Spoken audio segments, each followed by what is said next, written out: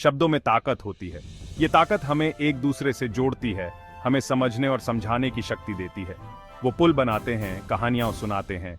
ये कहानियां हमें हमारे पूर्वजों की याद दिलाती हैं। वो हमें एक दूसरे से और अपने अतीत से जोड़ते हैं। ये अतीत हमें हमारी जड़ों से जोड़ता है। जरा सोचो, अगर भाषा ही ना होती तो बातचीत करना नामुमकिन होता। हम अपने विचारों को व्यक्त नहीं कर पाते, इतिहास खो जाता, हम खो जाते, हमारी पहचान धुंधली हो जाती। भाषाएं संस्कृति की जान होती हैं। ये हमारी परंपराओं और रीति रिवाजों को जीवित रखती हैं। वो पीढ़ी दर पीढ़ी परंपराओं, विश्वासों और ज्ञान को आगे बढ़ाती हैं। ये ज्ञान हमें समृद्ध बनाता है।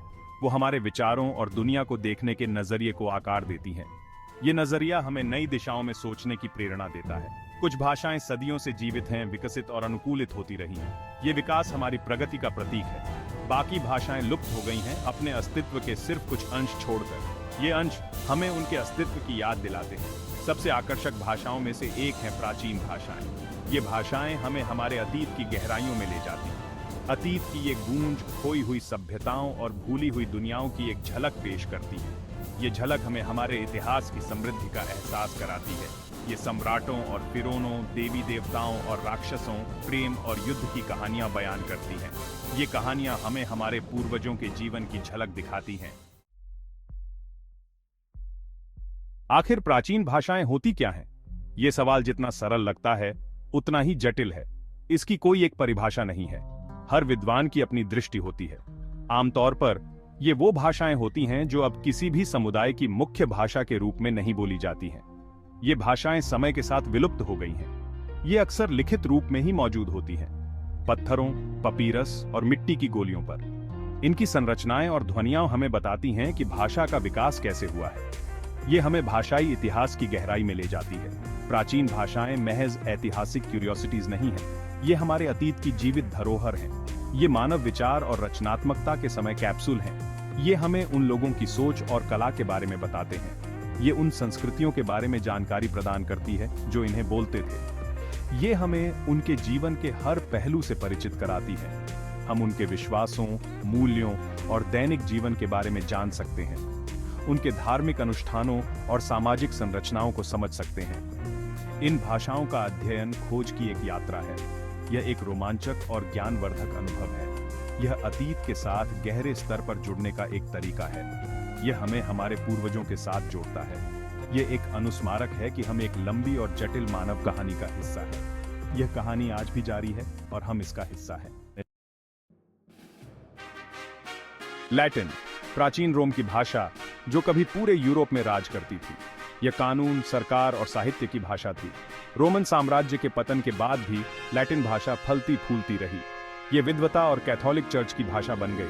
फ्रेंच, स्पेनिश और इटालियन सहित कई आधुनिक भाषाएं लैटिन से निकली हैं। अंग्रेजी भी लैटिन से बहुत प्रभावित हुई है, जिसने शब्दों और व्याकरणिक संरचनाओं को उधार लिया है। लैटिन सीखने से साहित्य, इतिहास और दर्शन के खजाने खुल जाते हैं। यह पश्चिमी सभ्यता और उसकी जड़ों की गहरी समझ प्रदान करता है। संस्कृत एक प्राचीन इंडो आर्यन भाषा है। इसकी उत्पत्ति भारत में हुई थी और इसे हिंदू धर्म, बौद्ध धर्म और जैन धर्म में पवित्र माना जाता है। वेदों और उपनिषदों सहित कई प्राचीन हिंदू धर्म ग्रंथ संस्कृत में लिखे गए हैं। संस्कृत अपने जटिल व्याकरण और अपने समृद्ध शब्दकोश के लिए जाना जाता है। इसका अन्य भारतीय भाषाओं और दक्षिण पूर्व एशियाई भाषाओं पर गहरा प्रभाव पड़ा है। संस्कृत का अध्ययन प्राचीन भारत की आध्यात्मिक और दार्शनिक परंपराओं की एक झलक पेश करता है। यह एक ऐसी संस्कृति प्रकट करता है जो ज्ञान और सत्य की खोज को महत्व देती थी। भाग 5, पुरानी नॉर्स वाइकिंग्स और वॉल्हेला की दास्तां। पुरानी नॉर्स वाइकिंग्स की भाषा थी जो क्रूर योद्धा और खोजकर्ता थे जो स्कैंडिनेविया से रवाना हुए थे। यह गाथाओं की भाषा थी, महाकाव्य कविताएं जो देवी देवताओं और नायकों, लड़ाइयों और यात्राओं के किस्से बताती थीं। पुरानी नॉर्स ने हमें निडर, खोपड़ी और चाकू जैसे शब्द दिए हैं। इसका प्रभाव अंग्रेजी साहित्य में विशेष रूप से कल्पना और पौराणिक कथाओं में देखा जा सकता है। पुरानी नॉर्स सीखना वाइकिंग्स की दुनिया में एक खिड़की खोलता है। यह हमें उनके मिथकों और किंवदंतियों, उनके मूल्यों और विश्वासों का अनुभव करने की अनुमति देता है। भाग 6, रोचक तथ्य और किस्से। प्राचीन भाषाएं रोचक तथ्यों और उपाख्यानों से भरी पड़ी हैं। इन भाषाओं में छिपे हुए रहस्य और कहानियां हमें अतीत की एक झलक दिखाते हैं। उदाहरण के लिए, क्या आप जानते हैं कि प्राचीन ग्रीक का सबसे लंबा शब्द एक जीभ मरोड़ने वाला 170 अक्षर लंबा बचे हुए से बने एक काल्पनिक व्यंजन का वर्णन करता है।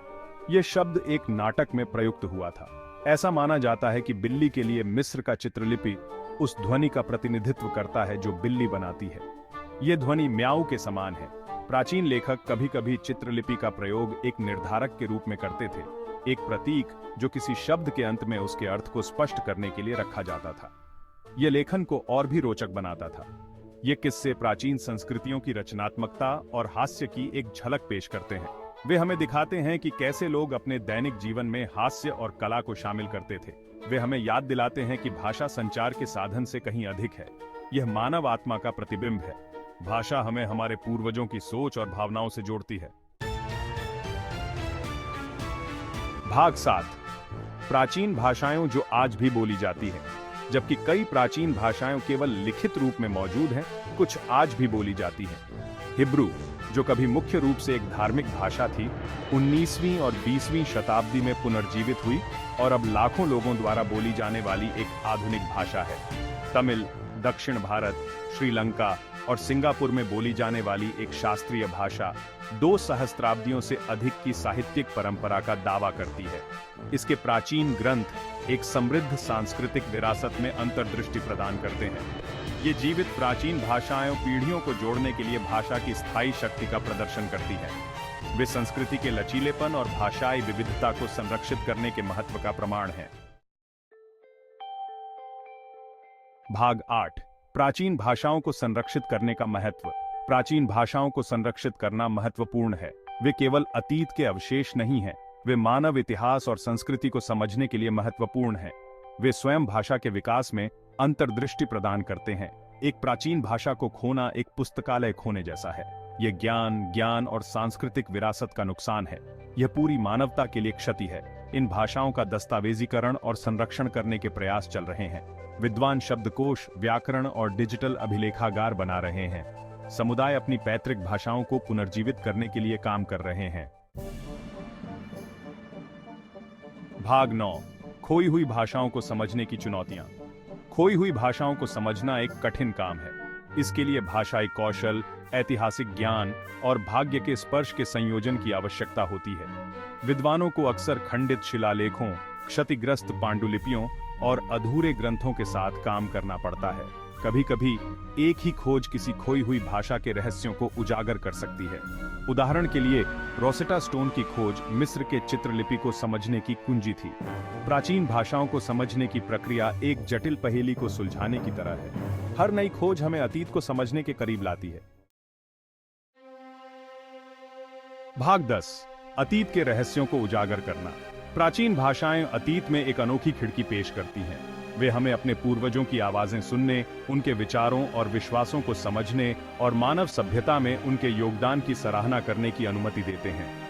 इन भाषाओं का अध्ययन करके हम खुद को और दुनिया में अपनी जगह की गहरी समझ हासिल करते हैं।